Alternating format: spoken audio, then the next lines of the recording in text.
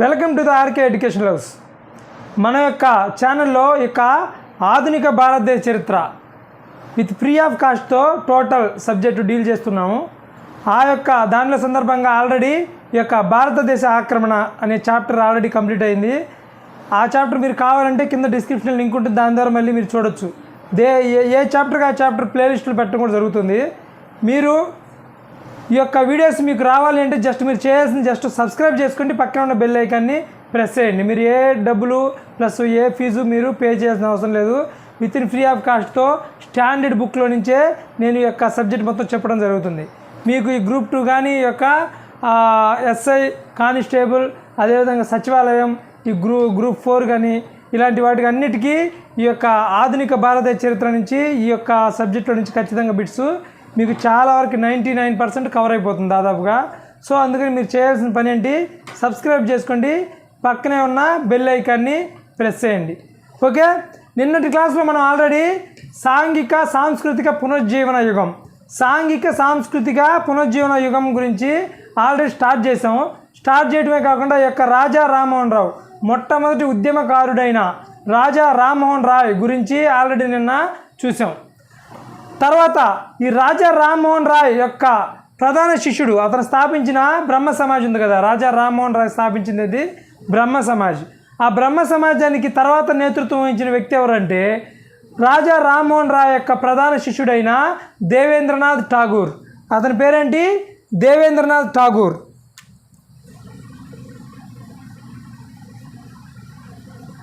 దేవేంద్రనాథ్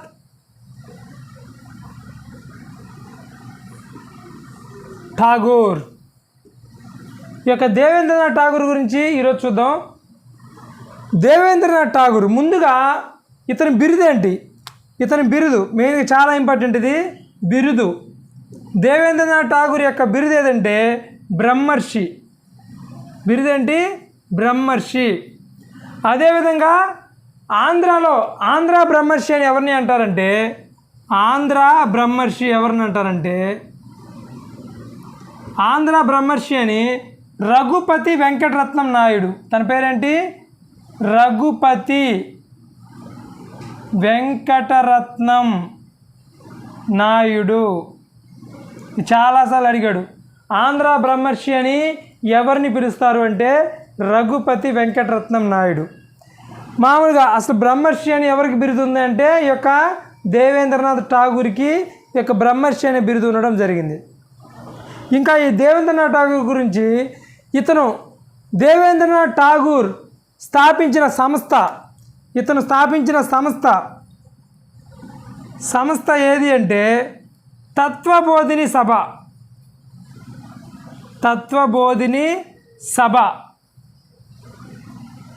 ఇది 1839లో ఇతను స్థాపించడం జరిగింది. తత్వబోధిని అనే సంస్థని ఈ యొక్క దేవేంద్రనాథ్ ఠాగూరు 1839లో స్థాపించాడు. చాలా ఇంపార్టెంట్. ఈ తత్వబోధిని అనే సంస్థ ఎవరిది అని అడుగుతాడు, చాలాసార్లు అడిగాడు. అదేవిధంగా ఈ యొక్క దేవేంద్రనాథ్ ఠాగూర్ నడిపిన వార్తాపత్రిక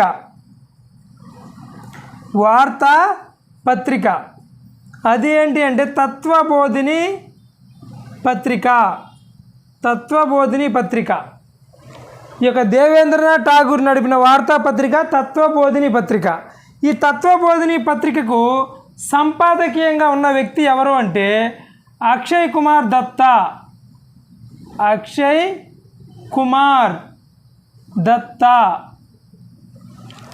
ఈ యొక్క దేవేంద్రనాథ్ ఠాగూర్ నడిపిన వార్తాపత్రిక పేరు తత్వబోధిని. ఆ తత్వబోధిని పత్రికకు సంపాదకీయంగా ఉన్న వ్యక్తి ఎవరు అంటే అక్షయ్ కుమార్ దత్తా. ఓకే, అదేవిధంగా ఈ దేవేంద్రనాథ్ ఠాగూరు ఒక పాఠశాల నిర్మించాడు. ఇతను స్థాపించిన నిర్మించిన పాఠశాల తత్వబోధిని అనే పాఠశాల. ఇది ఎప్పుడు 1840లో ఈ యొక్క పాఠశాలను నిర్మించడం జరిగింది.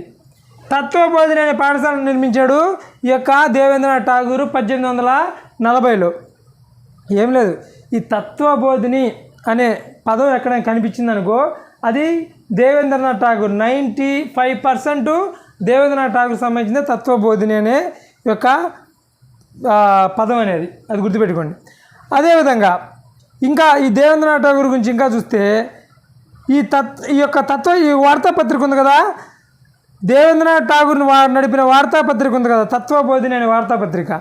ఇది తర్వాత కాలంలో ఈ తత్వబోధిని అనే వార్తాపత్రిక బ్రహ్మ సమాజ్ యొక్క అఫీషియల్ వార్తాపత్రికగా మారిపోయిందనమాట. బ్రహ్మ సమాజ్ సంబంధించిన ఇంకా పూర్తిగా దానికి విలీనం చేసేసాడు. ఈ తత్వబోధిని అనే వార్తాపత్రికని బ్రహ్మ సమాజానికి అంకితం ఇచ్చేశాడు మన దేవేంద్రనాథ్ ఠాగూర్. ఇంకా తెలిసింది, దేవేంద్రనాథ్ ఠాగూర్ ఈ యొక్క రాజా రామ్మోహన్ రాయ్ తర్వాత బ్రహ్మ సమాజానికి నేతృత్వం వహించిన వ్యక్తి ఎవరు? దేవేంద్రనాథ్ ఠాగూర్. ఓకే, ఇంకా ఇంకో పాయింట్ చూస్తే ఈ దేవేంద్రనాథ్ ఠాగూర్ యొక్క తండ్రి ఇతని తండ్రి ద్వారకానాథ్ ఠాగూర్.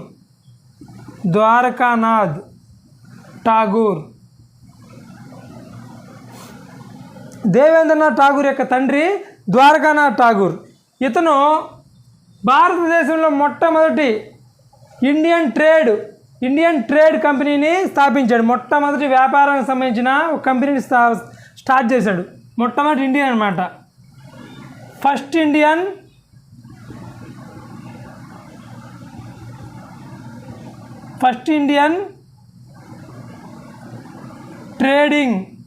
Trading company. ఈ యొక్క ద్వారకానాథ్ యొక్క స్పెషాలిటీ ఏంటి? ఫస్ట్ ఇండియన్ ట్రేడింగ్ కంపెనీని మొదలుపెట్టిన వ్యక్తి ఎవరు అంటే ద్వారకానాథ్ ఠాగూర్. ఓకే, ఇంకా తెలిసింది, దేవేంద్రనాథ్ ఠాగూర్ బ్రహ్మ సమాజానికి ప్రస్తుతానికి అధ్యక్షతగా ఉన్నాడు, అంటే అధ్యక్షుడిగా నేతృత్వంలో ఉన్నాడు. ఆ తర్వాత ఇది దేవేంద్రనాథ్ ఠాగూర్ గురించి ఈ పాయింట్ సరిపోతుంది. అతను యొక్క బిరుదు మెయిన్గా బ్రహ్మర్షి, అది గుర్తుపెట్టుకుని బాగా చాలా ఇంపార్టెంట్. ఇది దేవేంద్రనాథ్ ఠాగూర్ గురించి. నెక్స్ట్ ఉన్న వ్యక్తి ఎవరంటే ఈ యొక్క కేశవ చంద్రసేను ఆ తర్వాత కాలంలో ఈ యొక్క దేవేంద్రనాథ్ ఠాగూర్ యొక్క నేతృత్వంలో ఉండగానే అతనితో పాటు బ్రహ్మ సమాజ్లో చేరడం జరిగింది. ఆ కేశవ చంద్రసేన్ గురించి 2 పాయింట్లు ఇప్పుడు చూద్దాం. కేశవ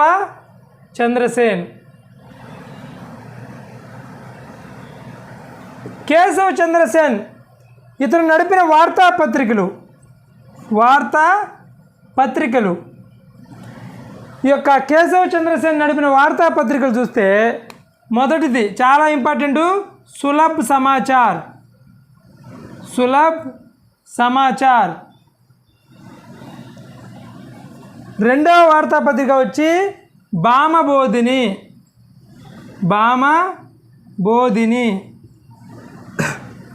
రెండవది వచ్చి భామబోధిని. అదేవిధంగా మూడవది వచ్చి ధర్మతత్వ.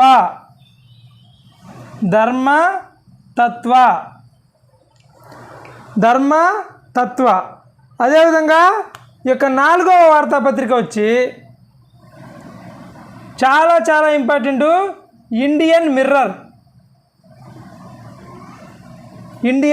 మిర్రర్. ఇది కేశవ చంద్రసేన్ నడిపిన వార్తాపత్రికలు. Sulabh Samachar, Bhamabodhini, Dharmatatva, Indian Mirror. ఈ ఇండియన్ మిర్రర్, సులభ్ సమాచార్ చాలాసార్లు అడిగాడు. ఇవి 2 కూడా చాలా ఇంపార్టెంట్, గుర్తుపెట్టుకోండి. ఈ అసలు వార్తాపత్రిక కేశవ చంద్రసేన్ నడిపిన వార్తాపత్రికలు యొక్క 4 కూడా చాలా చాలా ఇంపార్టెంట్. ఈ యొక్క కేశవ చంద్రసేన్ నడిపిన వార్తాపత్రికలు ఇప్పుడు చూసాం కదా. అదేవిధంగా ఈ కేశవ చంద్రసేన్ యొక్క గ్రంథములు, అంటే ఇతను రాసిన గ్రంథాలు, ఒకే ఒక గ్రంథం రాశాడు. ఇతను రాసిన గ్రంథం ఏది అంటే శ్లోక.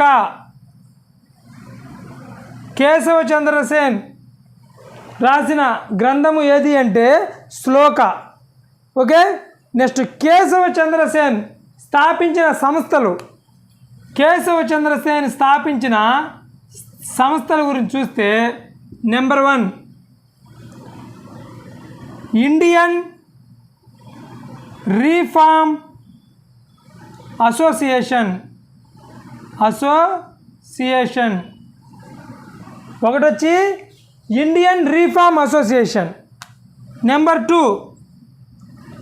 టూ వచ్చి ఈ యొక్క నవ విధాన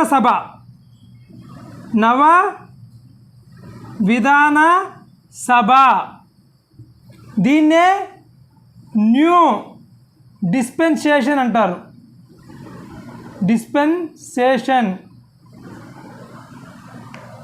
నెంబర్ 1 ఇండియన్ రిఫార్మ్ అసోసియేషన్, చాలా ఇంపార్టెంట్.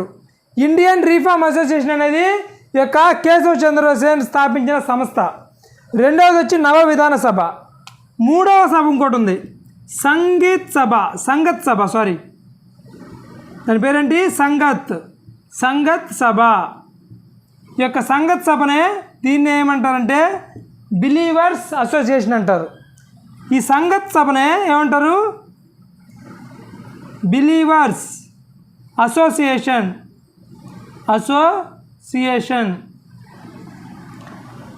సంగత్ సభనే లేదా దాన్నే బిలీవర్స్ అసోసియేషన్ అంటారు. కేశవ్ చంద్ర సేన్ స్థాపించిన 3 సంస్థలు చాలా చాలా ఇంపార్టెంట్.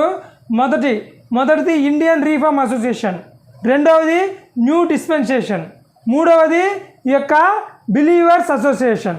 ఈ 3 చాలా ఇంపార్టెంట్ అయిన సంస్థలు, ఈ యొక్క కేశవ్ చంద్ర సేన్ స్థాపించిన సంస్థలు. ఈ యొక్క అతను నడిపిన వార్తాపత్రికలు చూసాం, గ్రంథం చూసాం, సంస్థలు చూసాం. నెక్స్ట్ అతని జీవిత చరిత్ర కొంచెం చూద్దాం. జీవిత చరిత్ర అతని యొక్క పర్సనల్ చరిత్ర కాదు, అతను ఏం చేశాడు, అతను సమాజానికి ఎలా ఉపయోగపడ్డాడు, ఆ విషయాలు చూద్దాం ఇప్పుడు. కేశవ్ చంద్ర సేన్ ఇతను బ్రహ్మ సమాజ్లో చేరాడు. బ్రహ్మ సమాజ్లో చేరి చాలా ప్రాముఖ్యత నెలకొల్పాడు. ఆ టైంలో బాల్య వివాహాలకి వితంతు వివాహాలు లేకపోవడానికి ఇతను చాలా వ్యతిరేకత చూపించేవాడు. మెయిన్గా ఇతనికి బాల్య వివాహాలు అంటే చాలా వ్యతిరేకతంగా ఉండేవాడు. బాల్య వివాహాలు, అదేవిధంగా పురోహితులన్న బ్రాహ్మణ్స్ ఉంటారు కదా, పురోహితుల సమక్షంలోనే ఈ యొక్క పెళ్ళిళ్ళు జరిగేవి కదా. అందుకని యొక్క పురోహితుల యొక్క ఆధిక్యతను ఖండించేవాడు మన కేశవ చంద్ర సేన్. ఓకే, అయితే ఈ యొక్క బ్రహ్మ సమాజ్లో ఈ యొక్క దేవేంద్రనాథ్ ఠాగూర్కి కేశవ్ చంద్ర సేన్కి మధ్య కొంత విభేదాలు మొదలవుతాయి. బ్రహ్మ సమాజ్లో ఉన్నప్పుడే దేవేంద్రనాథ్ ఠాగూర్కి ఈ యొక్క కేశవ్ చంద్ర సేన్కి మధ్య 1866లో విభేదం వచ్చి ఆ యొక్క బ్రహ్మ సమాజ్ 2గా చీలిపోతుంది. చూడండి ఇక్కడ బ్రహ్మ సమాజ్ ఎలా చీలిపోయిందో. బ్రహ్మ సమాజ్, ఈ యొక్క బ్రహ్మ సమాజ్ అనేది 2గా చీలిపోతుంది. ఒకటి వచ్చి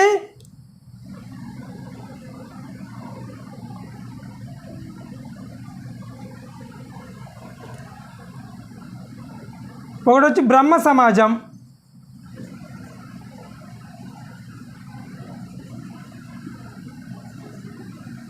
రెండోది వచ్చి Brahmo Samaj of India.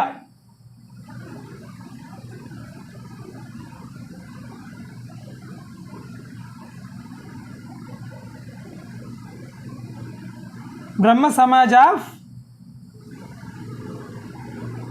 India, Brahmo సమాజం లేదా దీన్నే ఆది బ్రహ్మ సమాజ్ అంటారు. ఆది బ్రహ్మ సమాజ్ అని కూడా అంటారు దీన్నే. ఒకటి ఆది బ్రహ్మ సమాజ్ అనేది 2గా చీలిపోయింది. ఒకటి ఆది బ్రహ్మ సమాజు, రెండోది వచ్చి బ్రహ్మ సమాజ్ ఆఫ్ ఇండియా. ఈ యొక్క ఆది బ్రహ్మ సమాజ్కేమో దేవేంద్రనాథ్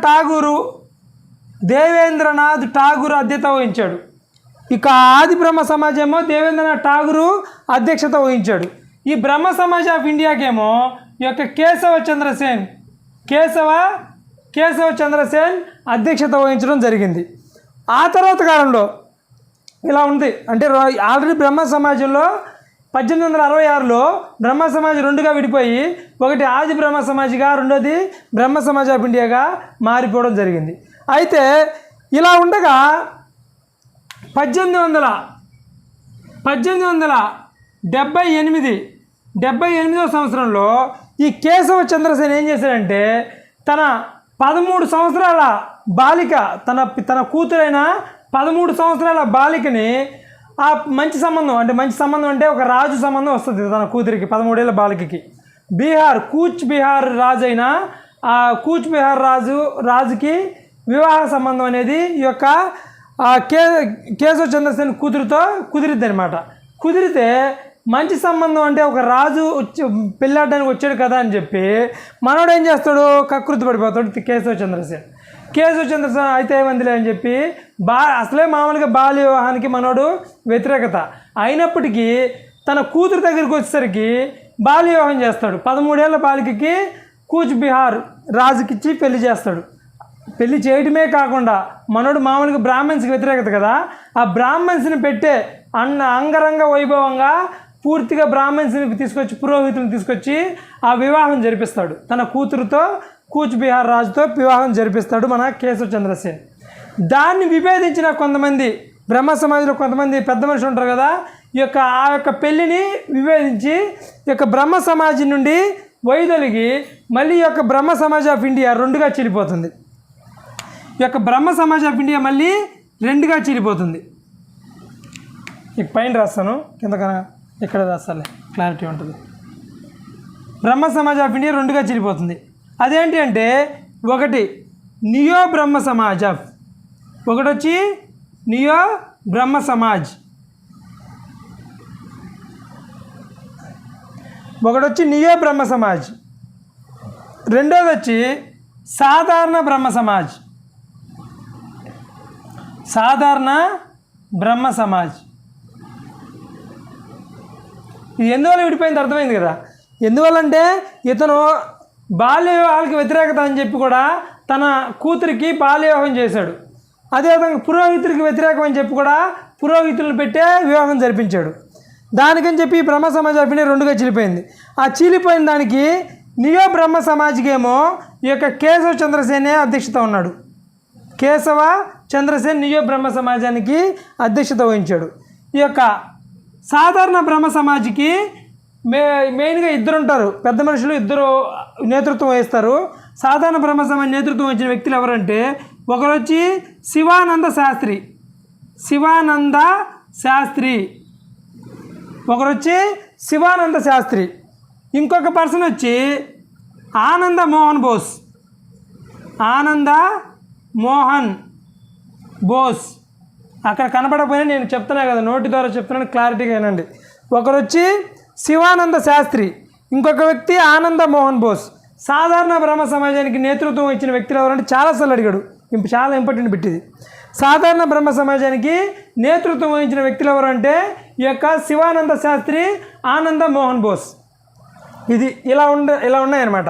బ్రహ్మ సమాజం ఇలా విడిపోయింది.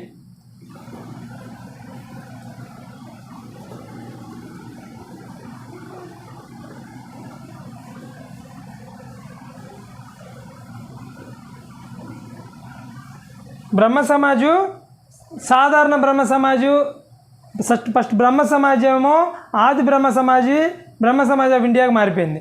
మళ్ళీ బ్రహ్మ సమాజ్ ఆఫ్ ఇండియాకి కేశవ చంద్రసేన్ నేతృత్వం ఉండేసరికి అతను చేసిన తప్పుల వల్ల మళ్ళీ బ్రహ్మ సమాజ్ ఆఫ్ ఇండియా ఏమవుతుంది, రెండుగా విడిపోతుంది.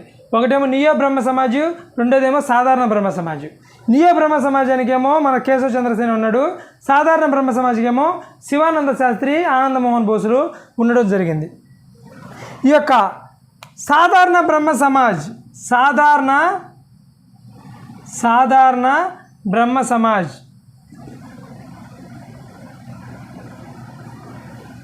అంటరానితనాన్ని రూపుమాపాలి, ఈ యొక్క అంటరానితనాన్ని రూపుమాపాలి అనే ఉద్దేశంతో ఈ సాధారణ బ్రహ్మ సమాజానికి సంబంధించిన సంస్థ దాస్ ఆశ్రమాన్ని నిర్మించింది. దాస్ ఆశ్రమం దేనికని నిర్మించారంటే ఈ యొక్క అంటరానితనాన్ని నిర్మూలించడానికి. దాస్ ఆశ్రమాన్ని ఎవరు స్థాపించారు అంటే సాధారణ బ్రహ్మ సమాజ్కి సంబంధించిన సంస్థ స్థాపించడం జరిగింది. ఓకే, ఇది దాస్ ఆశ్రమం. ఈ కేశవ చంద్రసేన్ కృషి ఫలితంగా అంటే స్టార్టింగ్లో ఇక బాల్య వివాహాలకి చాలా వ్యతిరేకతగా ఉండేవాడు కదా, ఆ కృషి ఫలితంగానే 1872 సంవత్సరంలో నేటివ్ మ్యారేజ్ యాక్ట్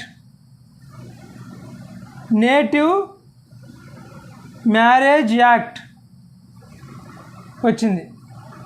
1872 సంవత్సరంలో అప్పటి ప్రభుత్వం నేటివ్ మ్యారేజ్ యాక్ట్ని తీసుకురావడం జరిగింది ఈ యొక్క కేశవ చంద్రసేన్ యొక్క కృషి ఫలితంగా. ఇది కేశవ చంద్రసేన్ యొక్క ముఖ్యమైన అంశాలు. ఇంకా చెప్పాలంటే ఇక కేశవ చంద్రసేన్ మరణించగానే ఇతని గురించి మ్యాక్స్ ముల్లర్ అనే వ్యక్తి భారతదేశం అతి విలువైన వ్యక్తిని కోల్పోయింది, అతను ఒక గొప్ప మరియు ఒక విలువైన వ్యక్తిని కోల్పోయింది అని చెప్పి మ్యాక్స్ ముల్లర్ ఒక వ్యాఖ్యానించడం జరిగింది ఈ యొక్క కేశవ చంద్రసేన్ మరణం గురించి. ఓకే, ఇది కేశవ చంద్రసేన్. ఇంకొక పాయింట్ ఉంది కేశవ చంద్రసేన్ గురించి. 1854లో ఈ యొక్క కేశవ చంద్రసేను ఈ యొక్క ఏసియాటిక్ సొసైటీకి సెక్రటరీగా కూడా పనిచేయడం జరిగింది ఈ యొక్క కేశవ చంద్రసేన్. ఈ పాయింట్ సరిపోతుంది. ఓకే, ఇది కేశవ చంద్రసేన్ మరియు ఈ యొక్క దేవేంద్రనాథ్ ఠాగూర్ గురించి. ఓకే, ఈ ఇద్దరు చాలా ఇంపార్టెంట్. ఇట్ల నుంచి బిట్లు కూడా మీకు రావడం జరుగుతుంది. మీకు క్లాసెస్ ఏమైనా డౌట్స్ ఉంటే కింద కామెంట్ సెక్షన్లో కామెంట్ చేస్తే నేను ఖచ్చితంగా దానికి రిప్లై ఇస్తాను. ఓకే, మీకు ఏమైనా డౌట్ ఉంటే ఖచ్చితంగా దాని కింద కామెంట్ సెక్షన్లో కామెంట్ చేయండి ఫ్రెండ్స్. ఓకే, నెక్స్ట్ క్లాస్లో కలుసుకుందాం. Thank you.